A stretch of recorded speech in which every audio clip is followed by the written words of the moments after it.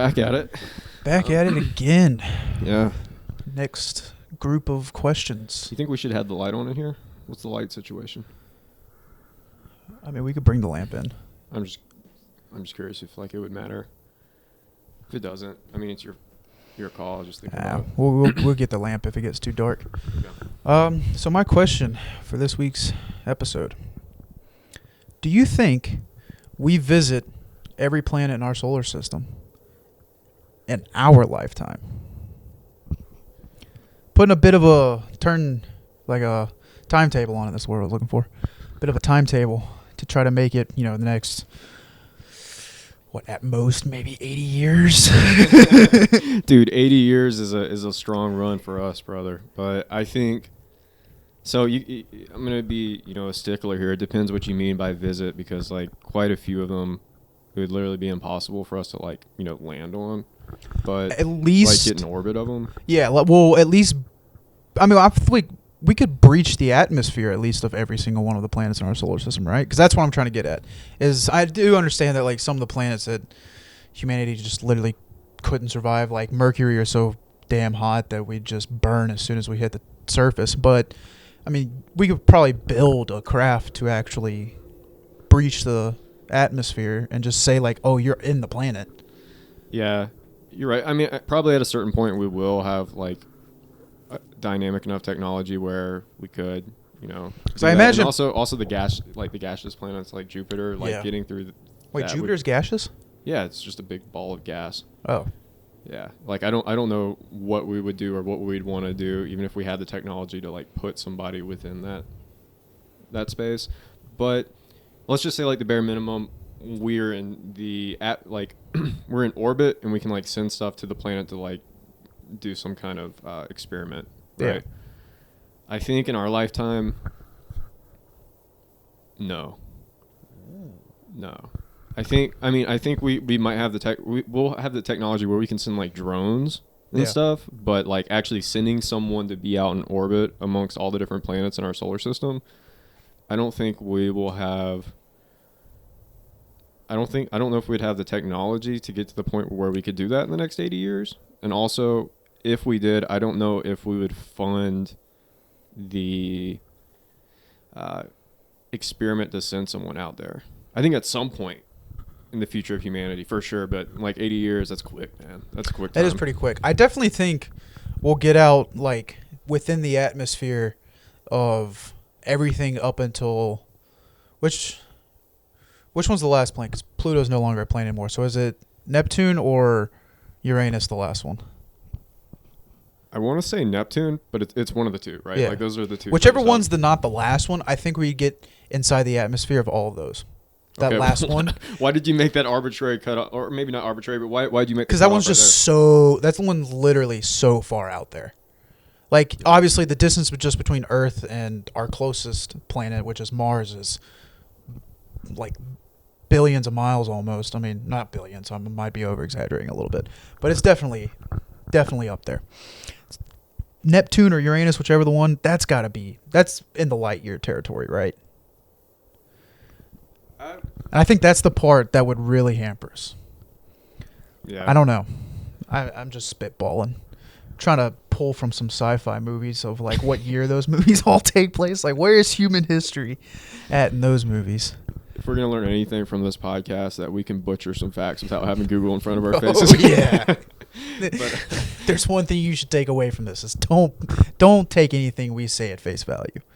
Please do your own fact checking. Or do. And see how that experiment plays out. But just drop that into a conversation. Dude, I think... So yeah, like I wouldn't know the exact distance, but we'd have to develop some kind of technology or some kind of technique where we would get propelled way, way on out there. We just got to make it to Mars first, man. We got to send someone there. We're not that far away from Mars, though. Like that one within our lifetime is like... That's very, very reasonable. It's proposed. It's proposed. I think it's possible. Like the way technology is evolving, I think we'll get to the point where we'll send somebody in orbit, probably on the planet. How about this? This is another little far out, but I didn't think it was good enough to be a separate question, so I'm going to bridge it into this one. I think that within our lifetime, we will have a station on the moon that you can straight up visit and travel to, like a vacation. Man, you got some bold predictions for I a do. lifetime, man. I do have bold predictions. I think the way technology is moving, I think the next 30 years, we're going to be really surprised at how advanced it is. I mean, that's a good point. Like, what was it, a month or two ago? Our richest people are coasting on the outer bits of space. And I think in my lifetime, God willing, if I make enough money and can do it, I mean, I would want to do that. And I think a lot of people will do it. So, yeah, we're trending in that direction. I think ultimately there will be colonies on the moon or Mars. Probably definitely on Mars, probably on the moon. And moon would probably be hard because there just literally is no atmosphere. Yeah. I mean, as long as you just got oxygen tanks, you would be fine. But so what would the resort be like? Well, I mean, everything I'd imagine would just be indoors, and like you have like areas where it's like, oh, you can go moonwalking or whatever. It's like the Great Wolf Lodge, just on the moon. Yeah, basically something like that. I don't know. What you think would, if they ever did have like a permanent base to where, civilians could go to it for vacation, do you think there'd be people who have to live on the moon to run that thing? Or do you think they could just like rotate out employees? Yeah, I think that if you were to work on any facet of the moon, you'd probably have to be there for a while. Like it would be like all right, this is a 5-year contract. You're gonna live up here for 5 years, and then we'll send you back. It's not bad. I mean, there's obviously gonna be people there, so it's not like you're isolated. Yeah. I mean, it wouldn't be like the greatest thing, but I mean, for a 5-year journey, be like, I spent 5 years of my life on the moon. Dude, if I'm in the right place or right time, I would probably do it. Yeah, I mean, I'd do it right now. Why not? Yeah. It's nothing better than say that I've been on the moon. Only like less than 20 humans have been able to say that, right? Have any humans been able to say that? Not this again. Oh my God. Yeah, no, you're right. It'll be interesting to see like how things propel moving forward. And it's interesting, man. We're like at the beginning of commercial space. Oh, 100%. 100%. I agree. This might be one of the coolest things to watch within our technological evolution. Yeah, because especially with, like you were saying, with all the billionaires who did their little hop skip into space and then come back home, I think that's actually going to start. I mean, this is still going to be a little ways away, maybe within the next decade or so. But that'll probably be the next way to travel, just like flying. Because once you break the atmosphere, there's no like wind resistance and stuff, so you can fly so much quicker. Yeah. And so there's like, once you get up into that certain point, I don't know what the actual layer it is, but whichever layer in the atmosphere it is, you can make a 6-hour or like a 12-hour trip from New York to Eastern Europe in like 2 hours, 3 hours. Like you cut it in thirds, basically. It's wild. I hadn't even thought about that as a possibility. I definitely think that's going to be. I wonder what like the usage of resource would be, like the differentiation between doing an airplane like versus going in space. I feel like that. You have to cook some. I mean, you have to cook. Yeah, depending on how much fuel it genuinely takes to just get there, comparatively to an overcross. Because I had imagined once you get into that area, you're using way less fuel, like astronomically less fuel. But I think it would just depend on how much it actually takes to get to that certain point and then slide over. But yeah, if it's cost efficient, and also I feel like fuel will probably get, like it won't even be fuel. It'll just be batteries. Yeah, I mean everything's probably gonna go solar. Or they're gonna we just continue to create energy. Or we get lucky and like some meteorite falls to Earth and it's got a precious mineral on it that's like perfect for spacecraft fuel. I could see that happening. Yeah, that's going to be a big business, is like the asteroid belt, just a bunch of unmined resources. There's going to be companies that go in and mine You think we'll see that happen? Like actual space mining? I think where they're just going to different asteroids and moons and stuff. It's a thing that's like, I think highly considered within those sectors of like science and engineering, right, and business. I think it's going to happen. And I think we will see this starts, like the beginning of it, at least. Who knows, man? If things keep popping off in a decade, who knows? But yeah. I mean, we might be like legitimately have communication with aliens in the next few years. With all the stuff that the Pentagon and Israel stuff about Antarctica that's been coming out lately. There's been a whole bunch of stuff that they're saying aliens are legit real. We got to go aliens on a day. That's a whole. That's a 2-hour trek. Yeah. But yeah, it'll be interesting to see how all the space stuff plays out. Yeah, I definitely think this, like, the adventure of space is for sure going to be the most interesting thing when it comes to technology in the next 30 plus years. Because I mean, everything else, I feel like it's mostly kind of hit its peak to where it's not going to need to get better. You know what I mean? I feel like space travel is truly our final. Obviously, space is the final frontier, but I definitely believe space travel and just like legitimately being able to send civilians out into space without worrying of a 0.0% chance of return, that's going to be when humanity really hits its peak. That's going to be the peak of humanity. Or that's going to be the end of humanity. Maybe we might be technically called something else when we become intergalactic. Yeah. Moving on, but with you saying that kind of brought up two thoughts. The first being like the intrigue being in expanding into space, and I agree with that largely. Like I think that's going to be one of the big things. I think the other big thing is going to be us continuing to be able to zoom in. Like as our microscopes become stronger and stronger, there's like as we go further, because it's just like a continual fractal that we're zooming into. We're going to continue to find more information and like little microcosms Are you of the talking universe. about like actually zooming in? Yes, like zooming in. Like under a microscope? Yes. Oh, Yeah. okay. Yeah, like what we're going to be able to continue to observe as we refine and go deeper and deeper into like beyond what we consider the building blocks of reality now that's going to be a frontier within itself. And like I was seeing a thing on the news recently where it's almost like a unique form of art where they put on galleries where like microbiologists will zoom into certain parts of like bacteria or different cells to such a degree that it creates like this beautiful artifact, and you can like go through the gallery and look at different microscopes. It's kind of cool. Yeah. It's a pretty cool concept. That's better modern art than just like taking a white blank canvas and drawing a blue line on it and selling it for $20 million. Yeah. But yeah. Oh man, I had a second bit. Oh yeah, that's right. You don't remember? I can't remember what it was. Oh. Yeah. Crap. Too many hits to the head. Well, I also think another thing that will probably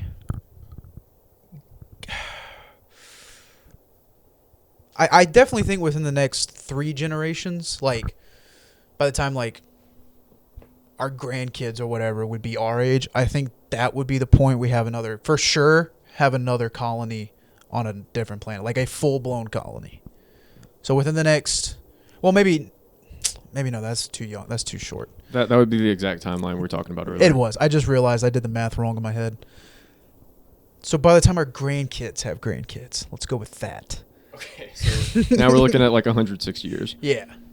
Then that's when we have our first colony on, whether it's Mars or they just decided to swipe right and go somewhere else. Yeah. I think in 150 years or so, I mean that's if things continue to grow exponentially, I think for sure we'd have. Whenever the year gets to 20 or gets to 2-1 whatever, that's when shit's getting real in space. Yeah, we're way everything I've ever seen in a sci-fi movie, TV show, comic book, it doesn't matter. Everything that's the year 21 whatever, that's big space time. Big space time. Yeah. That's like humanity's like fully integrated into like other planets, and like other alien species are fully integrated Earth, like that kind of. Yeah, like if we're not intergalactic at that point, a reptilian species deserves to come here and just annihilate the planet. If we haven't, love the 100%. If we haven't legitimately had some kind of like communication, contact, like cultural exchange with another alien species in 150 years, we have failed. Because aliens are out there, that's a given. So, dude, the thing I was thinking about earlier was just like, why? Why as human beings are we fascinated with going out in space? It's not something that we have to do. We don't have to expand. Well, I think it just solves a lot of questions. From both a spirituality sense and a religious sense. Okay. I think that's kind of the reason why. Because obviously, like, one of our biggest things with Christianity or Judaism or Islam or Muslim, whatever religion you want to identify as, they all have got one God, and they all said that that God created humanity and created the universe and created us in their image.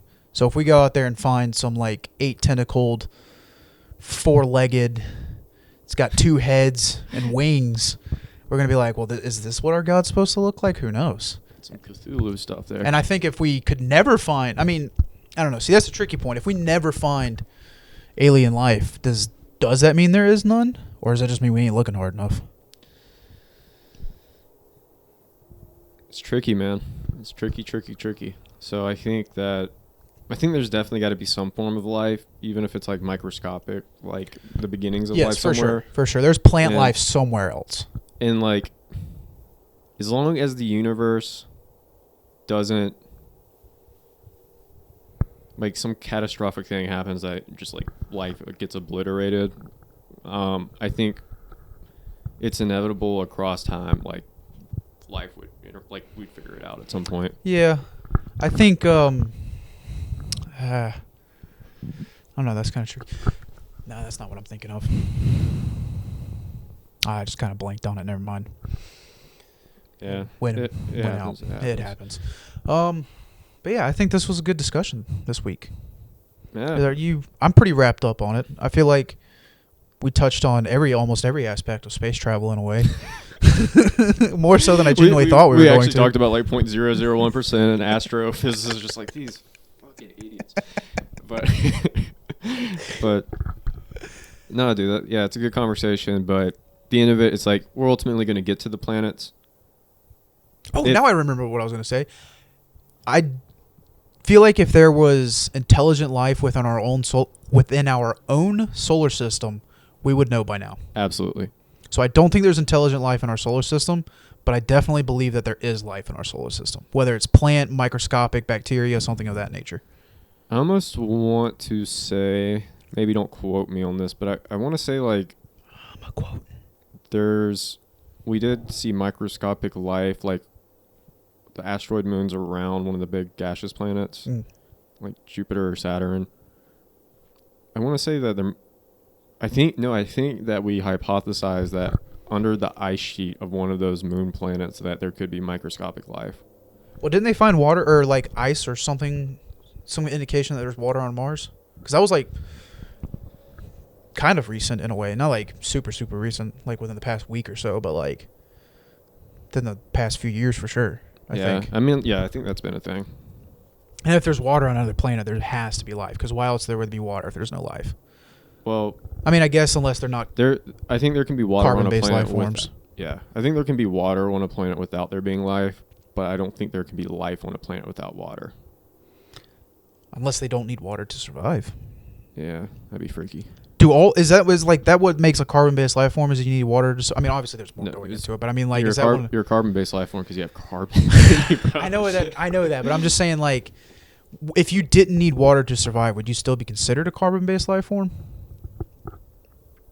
I mean, yeah, I would think you'd meet the definition if you're primarily composed of carbon. Yeah, but I just thought maybe it was a broader term just to represent like a scientific name for humanity. We're carbon-based life forms.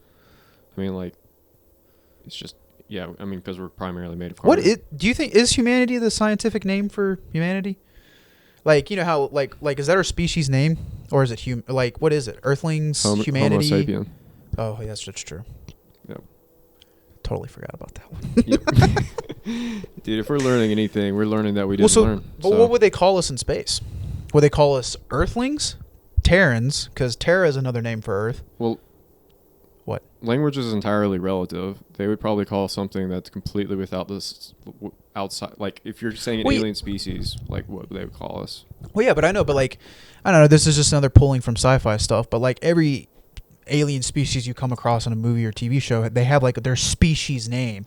But every time a human in a show gets, like, referenced, they always get named different things. They're an Earthling, they're a Terran, they're a human.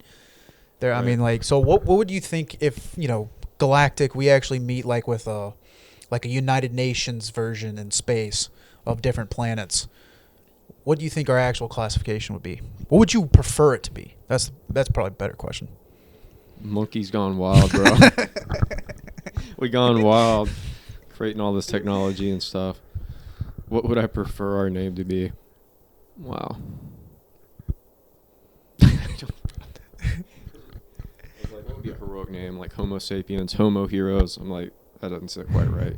Homo heroes.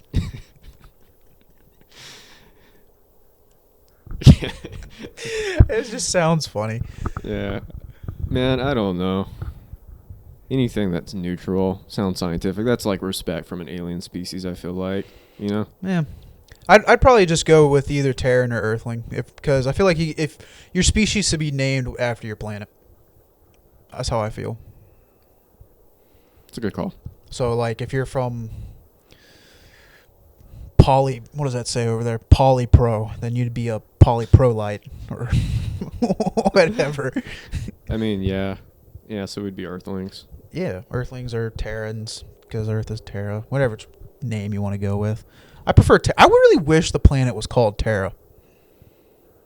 That'd be awesome. Because all the planets are named after the Roman gods, and Terra's the Roman god of Earth, like Mother Earth. So why didn't we just keep the name Terra? Why is it actually named Earth? Where did Earth come from? Ooh, that's a juicy question. I mean, I'm sure Google could tell us in 2 seconds, but that's a good point. Like, when did Earth start being called Earth? Yeah, because like it's always just been referred to whatever, like at least in the stories of Greek and Roman mythology, it's always just referred to as Gaia, the Greek version of Mother Earth, or Terra, the Roman version of Mother Earth. Yeah, and at a certain point, like, we didn't even know this was a sphere. We didn't know this was a planet. Yeah, we just thought we were just here. Yeah, it's just. We actually thought we were like walking on a giant goddess. Yeah, that's what we thought. That is crazy. That might be another part 2. Yep. Part 2 to this episode. Where did Earth come from? Anyway, we will orbit around the planet at some point, but probably not in 80 years. Is that a good conclusive? Yeah, orbiting will definitely have I agree with that. I definitely think we'll have like a satellite around each planet taking pictures, sending us back to us.